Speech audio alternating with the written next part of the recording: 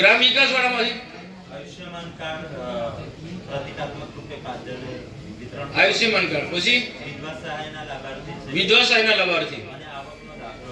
અને આવકનો દાખલો. આજે આ બધા અહીંયા મળી જવા જોઈએ.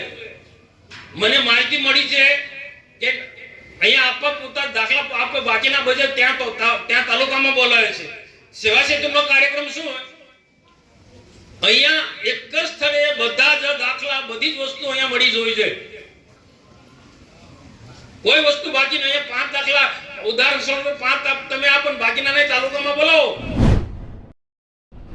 આજે આખો દિવસમાં જે આ વિસ્તારના જે નાના મોટા પ્રશ્નો હોય છે કહેવામાં આધાર કાર્ડ હોય કે પછી જાતિના દાખલા અંગે દાખલા હોય કે બીજા કોઈ પણ પ્રકારના તાલુકા વિકાસ અધિકારી કેમ નથી? તાલુકા વિકાસ અધિકારી કોઈ જવાબ તો હશે ને કોઈની પાસે. અહીંયા મંચ પર બેઠેલા લોકો પદાધિકારીઓ છે. આખી માહિતી અધિકારીનો હોય. એમાં મેન અધિકારી નથી. સેવા સેતુનો આટલો મોટો કાર્યક્રમ ને તાલુકા વિકાસ અધિકારી નથી.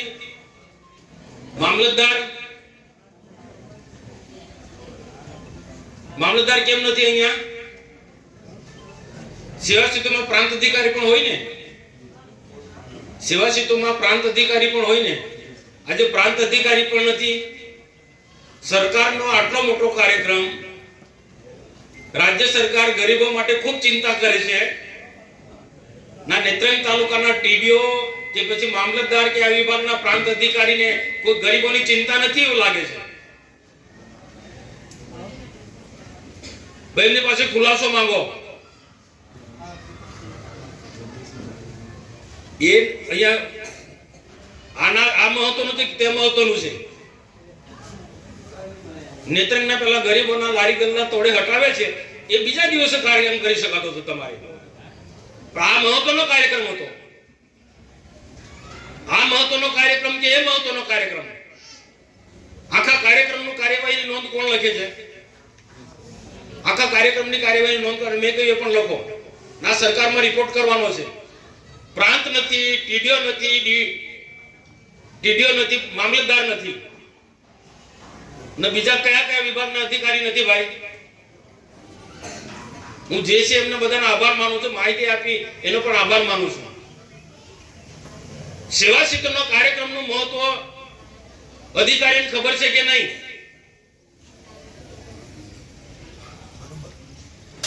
હું સરકારમાં લખીશ કાર્યવાહી નોંધ કરવા. આખો રિપોર્ટ સરકારમાં જોવો જોઈએ.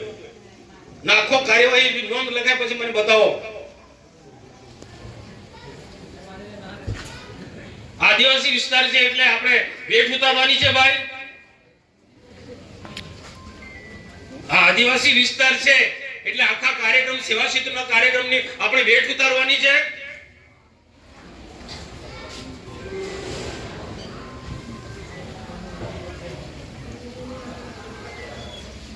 જો અહીંયા બધા પદાધિકારીને પણ મારી વિનંતી કે બધાએ આ અધ્યયન આપવું પડે ભાઈ.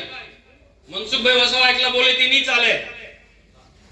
આ અધિકારીને ખુશામત કરવાનું બંધ કરી દો તમે. આ સેવા સેતુ એટલે ગરીબોને આગળ લાવવાના, ગરીબોમાંથી બહાર કાઢવાના, ગરીબોને મદદરૂપ થવા માટેનો આ સરકારનો કાર્યક્રમ છે ને તેમાં મેન અધિકારી નથી.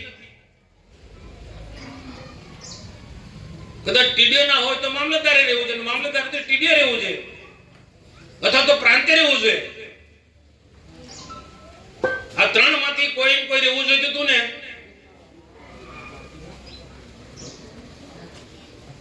અને લોકોએ પણ જાગવું પડશે ભાઈ. હા, લોકોમાં પણ જાગૃતિ લાવવી પડશે. નહીં તો વર્ષોથી આવું ચાલતું હતું. પહેલા લૂંટાવાળાનું રાજ ચાલતું હતું. આ બધી યોજનાઓ સેટિંગ વાળા લોકો લાભ લઈ જતા હતા. એવું નથી ચલાવવાનું. અત્યાર સુધી જે સરકારની જે યોજના બધી ચાલતી હતી બધા સેટિંગ વાળાનું બધું ચાલતું હતું. હવે આ મોદી શાસનની અંદર કોઈ સેટિંગ વાળાનો નહીં ચાલે. આ પારદર્શક હોય એટલે પારદર્શક વહીવટ.